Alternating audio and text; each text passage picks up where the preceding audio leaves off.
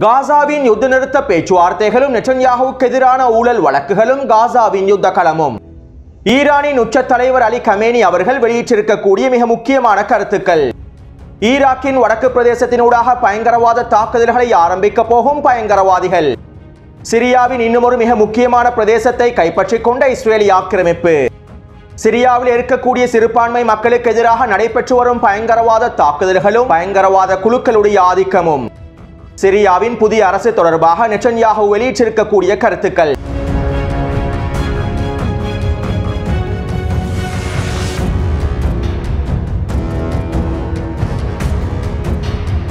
சிரியாவில் தற்போது ஏற்பட்டிருக்கக்கூடிய சவால்கள் தொடர்பாகவும் இதனால் ஏற்பட போகின்ற விளைவுகள் தொடர்பாகவும் சிரியாவினுடைய தற்போதைய முக்கியமான நிலைமைகள் தொடர்பாகவும் நேற்றைய காணொலியில் சில முக்கியமான தகவல்களை பதிவிட்டிருந்தேன். நேற்றைய காணொலியை பார்வையிடாதவர்கள் முழுமையாக அந்த காணொலியை பார்வையிடுங்கள். இதன் மூலமாக சிரியாவில் நடைபெறக்கூடிய அடுத்த கட்ட நகர்வுகள் தொடர்பாக உங்களுக்கு தெளிவாக புரிந்து கொள்ளலாம். அடுத்து சிரியாவின் புதிய இடைக்கால அரசாங்கத்தினுடைய காப்பந்து பிரதமராக முகமது அல் பாஷிர் என்கின்ற நபர் தெரிவு செய்யப்பட்டுள்ளார். இவர் சிரியாவின் வடமேற்கு பிரதேசமான இத்லிப் பிரதேசத்தினை சேர்ந்தவராவார். எஸ்டிஎஸ் பயங்கரவாதிகள் இத்லிப் பிரதேசத்தினை தங்களுடைய முழுமையான கட்டுப்பாட்டிற்கு கீழால் வைத்திருக்கும் சந்தர்ப்பத்தில் அவர்களுடைய அரசியல் பிரதிநிதியாக இவர் இத்லிப் பிரதேசத்தினுடைய கவர்னராக செயற்பட்டார். அதே போன்று சிரியாவின் எதிர்க்கட்சி பிரிவாக கருதப்படும் சால்வேஷன் அரசாங்கத்தினுடைய அபிவிருத்தி துறைக்கு பொறுப்பாகவும் இவர் செயற்பட்டுள்ளார். இந்த வருடம் ஜனவரி மாதம் சிரியாவின் சால்வேஷன் அரசாங்கத்தினுடைய பிரதமராகவும் இவர் தெரிவு செய்யப்பட்டார். தற்போது இவர் தான் காப்பந்து அரசாங்கத்தினுடைய புதிய பிரதமராகவும் தெரிவு செய்யப்பட்டுள்ளார். அத்தோடு புதிதாக நியமிக்கப்பட்ட இடைக்கால அரசாங்கத்தினுடைய முதலாவது அமர்வு இன்றைய தினம் நடைபெற்றிருந்தன.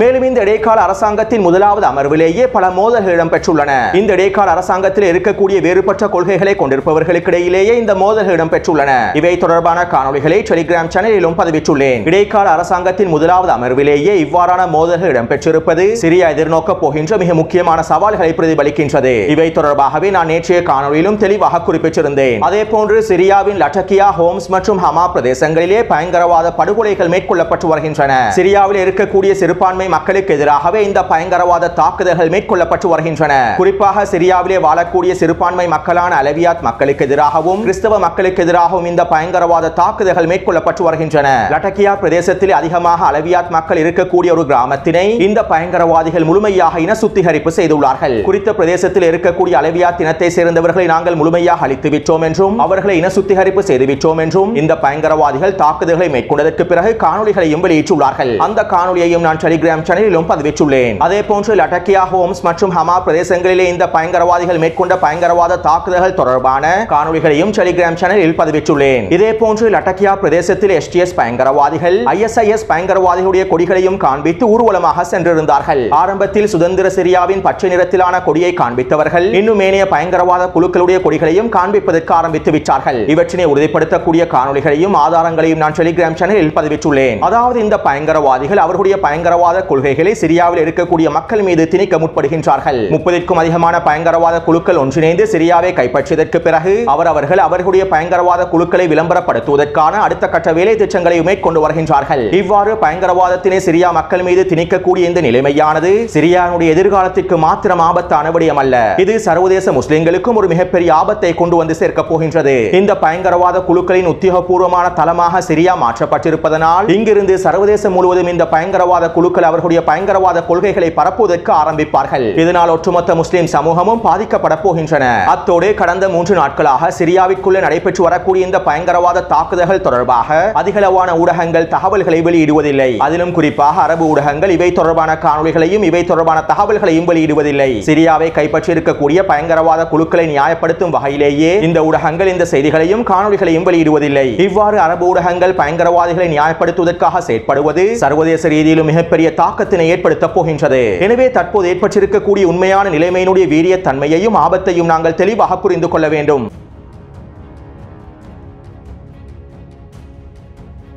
அடுத்து எஸ்டிஎஸ் பயங்கரவாதிகளும் எஸ்என்ஏ பயங்கரவாதிகளும் குர்திஷிய படைகளான எஸ்டிஎஃப் பயங்கரவாதிகளுக்கு எதிரான தாக்குதல்களை மேற்கொண்டு வருகின்றார்கள். துருக்கியினுடைய கவசப்படைகளும் தரைப்படைகளும் களமிறக்கப்பட்டு உச்சக்கட்ட தாக்குதல்களை மேற்கொண்டு வருகின்றார்கள். இதற்கமைவாக வடக்கு சிரியாவின் மஞ்சிப் பிரதேசத்தினை எஸ்என்ஏ பயங்கரவாதிகளும் துருக்கிய படைகளும் கைப்பற்றிக் கொண்டுள்ளார்கள். அது மட்டுமல்லாமல் நேற்றிரவும் துருக்கியானது உச்சக்கட்ட வான்வழி தாக்குதல்களை மேற்கொண்டிருந்தது. இந்த வான்வழி தாக்குதல்களில் 20 பொதுமக்கள் கொல்லப்பட்டிருப்பதாகவும் தெரிவிக்கப்படுகின்றது. அத்தோடு அவசரமாக வடகிழக்கு சிரியானுடைய பகுதிகளையும் ஈராக்கினுடைய வடக்கு பிரதேசங்கள் பலங்களையும் ஒன்றிணைத்து குர்திஷ் மக்களுக்கான குர்திஸ்தான் என்கின்ற ஒரு சுதந்திர நாட்டினை உருவாக்க வேண்டும் என இஸ்ரேலிய ஆக்கிரமிப்பினுடைய பாதுகாப்பு அமைச்சர் இன்றைய தினமும் கருத்துக்களை வெளியிட்டுள்ளார். இதற்காக அமெரிக்காவும் இஸ்ரேலிய ஆக்கிரமிப்பும் அடுத்த கட்ட வேலை திட்டங்களை ஆரம்பித்திருப்பதாகவும் அவர் ஊடகங்களிடம் தெரிவித்துள்ளார். அதேபோன்று அமெரிக்காவின் துணை தேசிய பாதுகாப்பு ஆலோசகர் அமெரிக்க ஊடகங்களிடம் இவ்வாறு தெரிவித்துள்ளார். சிரியாவில் அமெரிக்க படைகள் இருப்பது அமெரிக்காவின் மிக முக்கியமான நோக்கங்களுக்கு மிக முக்கியமானதாகும். மேலும் சிரியாவில் இருக்கக்கூடிய அமெரிக்காவின் மிக முக்கியமான நோக்கங்களையும் இலக்குகளையும் யாராலும் பேரம் பேசவும் முடியாது. தற்போதைய கிளர்ச்சி குழுக்கள் தொடர்பாகவும் அவர்களுடைய அடுத்த கட்ட நடவடிக்கைகள் தொடர்பாகவும் நாங்கள் எல்லா விதமான ஆய்வுகளையும் மேற்கொண்டு வருகின்றோம். வாஷிங்டன் ஆனது சிரியாவிலே மிக முக்கியமான நலன்களை கொண்டுள்ளது. சிரியாவிலே அமெரிக்கா கொண்டிருக்கக்கூடிய அனைத்து நலன்களையும் அனைத்து தரப்பினரும் புரிந்து கொள்ள வேண்டும் என்றும் அவர் ஊடகங்களிடம் குறிப்பிட்டுள்ளார். அதாவது சிரியாவின் வடகிழக்கு பிரதேசத்தில் இருக்கக்கூடிய ஒட்டுமொத்த எண்ணெய் வளங்களையும் நாங்கள் யாருக்கும் வழங்க மாட்டோம். மேலும் இந்த எண்ணெய் வளங்களை பயன்படுத்தி பேரம் பேசவும் கூடாது. அதற்கான எந்த விதமான அனுமதியும் கிடையாது. மேலும் சிரியாவில் இருக்கக்கூடிய அமெரிக்காவின் அனைத்து நலன்களும் யாருக்கும் சொந்தமானது அல்ல என்பதனையே அமெரிக்காவின் தேசிய பாதுகாப்பு துணை ஆலோசகர் மறைமுகமாக சுட்டிக்காட்டியுள்ளார். அத்தோடு சிரியாவின் வடகிழக்கு பிரதேசத்தில் இருக்கக்கூடிய எண்ணெய் வளங்களை முழுமையாக கட்டுப்பாட்டில் வைத்திருப்பதற்காகவும் குறித்த பகுதியிலே குர்திஷ் மக்களுக்கான சுதந்திர நாட்டொன்றினை உருவாக்குவதற்காகவும் அமெரிக்கா எல்லா விதமான வேலை திட்டங்களையும் அவசரமாக மேற்கொண்டு வருகின்றது. இதற்கமைவாக மத்திய கிழக்கு பிராந்தியத்திற்கு பொறுப்பான அமெரிக்காவின் மத்திய கட்டளை தளபதி சிரியாவிலே இருக்கக்கூடிய இராணுவ தளங்களுக்கு விஜயம் செய்து சில முக்கியமான கலந்துரையாடல்களை மேற்கொண்டுள்ளார். இதன்போது SDF படைகளின் தளபதிகளையும் சந்தித்து அடுத்த கட்ட கலந்துரையாடல்களை மேற்கொண்டுள்ளார். எனவே சிரியாவின் வடகிழக்கு பிரதேசத்தினை தொடர்ச்சியாக தங்களுடைய கட்டுப்பாட்டுக்கு கீழால் வைத்துக் கொள்வதற்காக அமெரிக்கா எல்லா விதமான வேலை திட்டங்களையும் மும்முரமாக மேற்கொண்டு வருகின்றது என்பதனை எங்களுக்கு தெளிவாக புரிந்து கொள்ளலாம். அடுத்து இது ஒரு புறம் இருக்க இஸ்ரேலிய ஆக்கிரமிப்பு சிரியாவுக்குள்ளே உச்ச வான்வழி தாக்குதல்களையும் தரைவழி தாக்குதல்களையும் மேற்கொண்டு வருகின்றது. கடந்த 24 மணித்தியாலங்களுக்குள் இஸ்ரேலிய ஆக்கிரமிப்பு ராணுவம் சிரியா முழுவதும் 320க்கும் அதிகமான வான்வழி தாக்குதல்களை மேற்கொண்டுள்ளது. சிரியாவின் வான்படைகளையும் வான் பாதுகாப்பு படைகளையும் கடற்படைகளையும் இலக்கு வைத்து இந்த தாக்குதல்களை மேற்கொண்டுள்ளது. இந்த தாக்குதல்களே சிரியாவின் கடற்படைக்கு சொந்தமான 15க்கும் அதிகமான போர் கப்பல்கள் முழுமையாக தரைமட்டமாக்கப்பட்டுள்ளன.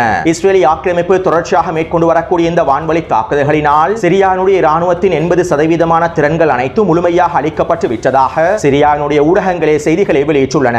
இந்த நிலைமையானது தற்போதைய புதிய அரசாங்கத்திற்கு மிகப்பெரிய இழப்பாகவே கருதப்படுகின்றது. அசாத் நாட்டை விட்டு தப்பிச் சென்றதற்கு பிறகு சிரியாவின் அரசு இராணுவத்திற்கு சொந்தமான அனைத்து வளங்களும் சிரியாவின் தற்போதைய அரசுக்கு சொந்தமான வளங்களாகும். எனவே இஸ்ரேலிய ஆக்கிரமிப்பு ராணுவம் சிரியாவின் புதிய அரசுக்கு சொந்தமான அனைத்து இராணுவ வளங்களையும் முழுமையாக சிதைத்து விட்டது. இராணுவ ரீதியாக சிரியாவை பல வருடம் பின்னோக்கி தள்ளியுள்ளது. அடுத்து இஸ்ரேலிய ஆக்கிரமிப்பு கோலன் குன்று பிரதேசத்தினூடாக தரைவழி தாக்குதல்களை ஆரம்பித்து மிக வேகமாக முன்னேறி வருகின்றது. நேற்றிரவு இஸ்ரேலிய ஆக்கிரமிப்பு ராணுவம் டமஸ்கஸின் தெற்கு பிரதேசத்திலே இருக்கக்கூடிய மிக முக்கியமான நகரமான கட்டானா பிரதேசத்தினை இஸ்ரேலிய ஆக்கிரமிப்பு முழுமையாக கைப்பற்றிக் கொண்டுள்ளது. இந்த கட்டானா பிரதேசத்திலிருந்து டமஸ்கஸுக்கு இடையிலான தூரம் 20 கிலோமீட்டர்கள் ஆகும். மேலும் இந்த கட்டானா பிரதேசத்திலே 3 விமான கட்டளை தளங்களும் சிரியானுடைய அரசு இராணுவத்திற்கு சொந்தமான மிக முக்கியமான வளங்களும் காணப்படுகின்றன. அது மட்டுமல்லாமல் இந்த கட்டானா பிரதேசமானது மிக முக்கியமான மூலோபாய பிரதேசமாகவும் காணப்படுகின்றது. சுருக்கமாக குறிப்பிடுவதாக இருந்தால் இந்த கட்டானா பிரதேசத்தினை கைப்பற்றியிருப்பது டமஸ்கஸ் பிரதேசத்தினை கைப்பற்றுவதற்கு சமனானதாகும். கட்டானா பிரதேசத்திலிருந்து தரைவழி தாக்குதல்களை ஆரம்பித்தால் வெறும் 12 மணித்தியாலங்களுக்குள் ஒட்டுமொத்த டமஸ்கஸ் பிரதேசத்தையும் முழுமையாக கைப்பற்றி விடலாம். எனவே நேற்றிரவு இஸ்ரேலிய ஆக்கிரமிப்பு ராணுவம் டமஸ்கஸின் தெற்கு பிரதேசமான கட்டானா பிரதேசத்தை முழுமையாக கைப்பற்றிவிட்டது.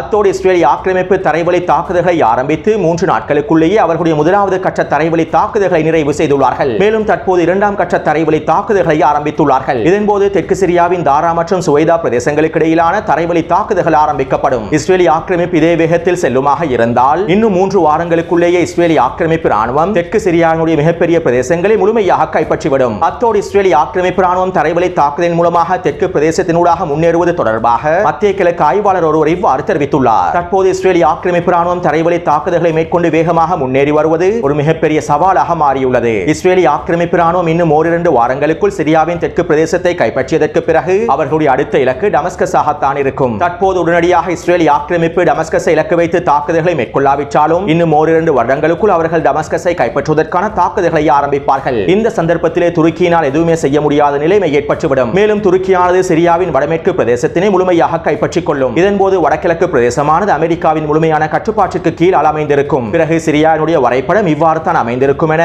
குறித்த மத்திய கிழக்கு ஆய்வாளர் தெரிவித்துள்ளார். அடுத்து STS பயங்கரவாதிகளின் தலைவர் அல் ஜூலானி ஸ்கை நியூஸ் ஊடகத்திடம் இவ்வாறு தெரிவித்திருந்தார். தற்போது நாங்கள் சிரியாவிலே இன்னும் ஒரு போருக்கு தயாராக இல்லை. இன்னும் ஒரு போரிலே சிரியா ஈடுபடாது. சிரியாவின் புதிய அரசாங்கத்திற்கு உலகம் அஞ்சக்கூடாது. நாங்கள் சிரியாவிலிருந்து ஹிஸ்புல்லாவையும் ஈரானையும் துரத்திவிட்டோம். இவ்வாறு இவர்களை துரத்தி இருப்பதே சிரியாவுக்கான தீர்வாக அமையும் என்றும் STS பயங்கரவாதிகளுடைய தலைவர் ஊடகத்திடம் குறிப்பிட்டுள்ளார். சிரியாவின் பெரும் பகுதியை இஸ்ரேலிய ஆக்கிரமிப்பு ராணுவம் கைப்பற்றிக் கொண்டிருக்கக்கூடிய நிலைமையில் சிரியாவின் ஒட்டுமொத்த ஒட்டுமொத்த இராணுவ திறன்களையும் இஸ்ரேல் ஆக்கிரமிப்பு முழுமையாக தரைமட்டமாக்கி கொண்டிருக்கக்கூடிய நிலைமையில் டமஸ்கஸ் பிரதேசத்திலிருந்து 20 கிலோமீட்டர் வரையில் இஸ்ரேல் ஆக்கிரமிப்பு ராணுவம் சிரியாவுக்குள்ளே நிலை கொண்டிருக்கக்கூடிய இந்த நிலைமையில் சிரியாவின் இறையாண்மையை மீறி இஸ்ரேல் ஆக்கிரமிப்பு தொடர்ச்சியான தாக்குதல்களை மேற்கொண்டு வரக்கூடிய இந்த நிலைமையில் நாங்கள் இன்னும் ஒரு போருக்கு தயாராக இல்லை என்று குறிப்பிட்டிருப்பது வேடிக்கையான விடயமாகவே பார்க்கப்படுகின்றது. உதவி செய்த நண்பன் இஸ்ரேல் ஆக்கிரமிப்பு என்பதனால் அவர்களுக்கு எதிராக போரிடுவதற்கு ஜூலானி விரும்பவில்லை. ஆனால் இஸ்ரேல் ஆக்கிரமிப்பு நண்பனுக்கு செய்த உதவிக்காக பலன்களை பெற்றுக்கொள்ள வேண்டும் என்பதற்காக சிரியாவின் பல பிரதேசங்களை கைப்பற்றிக் கொள்ளப் போகின்றது.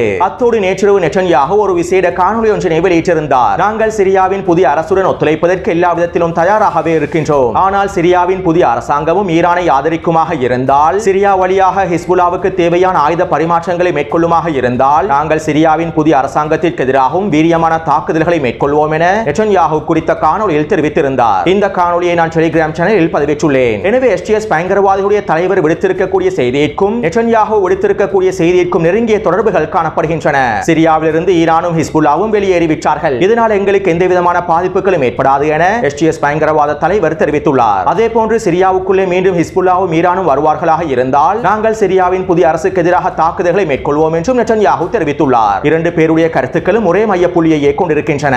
அடுத்து ஈராக் மீது பயங்கரவாத தாக்குதல்கள் மேற்கொள்ளப்பட போவதாக சில உளவு தகவல்கள் வெளியாகியுள்ளன. 11,000க்கும் அதிகமான ISIS பயங்கரவாதிகளுக்கு பயிற்சிகள் வழங்கப்பட்டுள்ளன. இவ்வாறு பயிற்சிகள் வழங்கப்பட்டிருக்கக்கூடிய ISIS பயங்கரவாதிகள் ஈராக்கின் வடக்கு பிரதேசத்தினூடாக தாக்குதல்களை மேற்கொள்வதற்கு தயாராக இருப்பதாக பல உளவு தகவல்கள் கிடைக்கப்பெற்றிருப்பதாக ஈரானினுடைய அதிகாரி மொஹசன் ரேசா அவர்கள் தெரிவித்துள்ளார். மேலும் இதற்கமைவாக ஈராக்கிய அரசாங்கத்துடன் ஒன்றிணைந்து இந்த பயங்கரவாத தாக்குதல்களை முறியடிப்பதற்காகவும் ஈராக்கின் இறையாண்மையை பாதுகாப்பதற்காகவும் அனைத்து விதமான வேலை திட்டங்களை மேற்கொண்டு வருவதாகவும் தெரிவிக்கப்படுகின்றது. அடுத்து ஈரானின் உச்ச தலைவர் இன்றைய தினம் விசேட உரையொன்றினை முன்வைத்திருந்தார். சிரியாவில் தற்போது நடைபெற்றிருக்கக்கூடிய விடயங்கள் அமெரிக்கா மற்றும் இஸ்ரேல் ஆக்கிரமிப்பு கூட்டு சக்திகளுடைய திட்டங்களாகும். மேலும் இதற்கான எல்லா விதமான ஆதாரங்களும் எங்களிடம் இருக்கின்றன. இந்த ஆதாரங்கள் எந்த விதமான சந்தேகத்திற்கும் இடமளிக்காது. அத்தோடு இதன் மூலமாக பலஸ்தீனிய போர்முனைக்கு ஆதரவான எதிர்ப்பு அச்சுக்கள் பலவீனம் அடையவில்லை. நீங்கள் எதிர்ப்பிற்கு எவ்வளவு அழுத்தம் கொடுக்கின்றீர்களோ அது அவ்வளவு வலிமை அடைகின்றது. நீங்கள் எவ்வளவு அட்டூழியங்களை எதிர்ப்பிற்கு எதிராக செய்கின்றீர்களோ அவ்வளவு உந்துதலாக எதிர்ப்பு வளர்கின்றது. எதிர்ப்பிற்கு எதிராக நீங்கள் எவ்வளவு சூழ்ச்சி திட்டங்களையும் தடைகளையும் விதிக்கின்றீர்களோ அதற்கு அதிகமாக எதிர்ப்பு விரிவடைந்து கொண்டே செல்லும். எனவே இனி எதிர்ப்பினுடைய நோக்கம் முன்பை விட முழு பிராந்தியத்திலும் விரிவடையும். சிரியாவுக்குள்ளே ஒவ்வொருவரும் தங்களுடைய சொந்த நோக்கங்களை கொண்டுள்ளார்கள். அவர்களுடைய நோக்கங்கள் வேறுபடுகின்றன. சிலர் சிரியாவின் வடக்கு பிரதேசத்தையும் தெற்கு பிரதேசத்தையும் கைப்பற்றுவதற்கு முயற்சி செய்கின்றார்கள். அதே போன்று அமெரிக்காவும் சிரியாவுக்குள்ளே தன்னுடைய பாதத்தை உறுதிப்படுத்த விரும்புகின்றது. இவை அனைத்தும் இவர்களுடைய இலக்குகளாக காணப்படுகின்றன. ஆனால் இறைவன் விரும்பினால் இவர்கள் யாரும் அவர்களுடைய இலக்குகளை அடைந்து கொள்ளவே மாட்டார்கள். இதனை நிச்சயமாக காலம் காண்பிக்கும். சிரியாவின் ஆக்கிரமிக்கப்பட்ட பகுதிகளில் இருக்கக்கூடிய தைரியமான இளைஞர்கள் சிரியாவை முழுமையாக மீட்டெடுப்பார்கள். எனவே நீங்கள் அனைவரும் உறுதியாக இருங்கள். எதிர்ப்பு அச்சுக்களுடைய அடுத்த கட்ட நகர்வுகளினால் அமெரிக்காவும் இந்த பிராந்தியத்திலிருந்து வெளியேற்றப்படுவார். அதே போன்று ஈரான் தொடர்ந்து செயற்பட்டுக் கொண்டே இருக்கும். சிரியாவுக்கு உதவுவதற்கும் ஈரான் தயாராகவே இருக்கின்றது. எந்த ஒரு நாட்டிற்கு உதவி செய்வதற்கும் அந்த நாட்டிலே இருப்பதற்கான அனுமதியினை அந்த நாட்டினுடைய அரசாங்கம் தான் வழங்க வேண்டும். இதற்கமைவாகவே ஈராக்கிய அரசாங்கம் ஈராக்குக்குள்ளே எங்களை அழைத்தது. மேலும் நாங்கள் ஈராக்குக்குள்ளே சென்று எல்லா விதமான உதவிகளையும் மேற்கொண்டோம். எனவே இவ்வாறு அரசாங்கத்தினுடைய உத்தியோகபூர்வமான கோரிக்கைகள் இல்லாமல் எந்த உதவிகளையும் எங்களுக்கு வழங்க முடியாது. மேலும் இதனால் உதவிக்கான எல்லா வழிகளும் முழுமையாக மூடப்பட்டுவிடும் என ஈரானின் உச்ச தலைவர் அலி கமேனி அவர்கள் தெரிவித்துள்ளார்.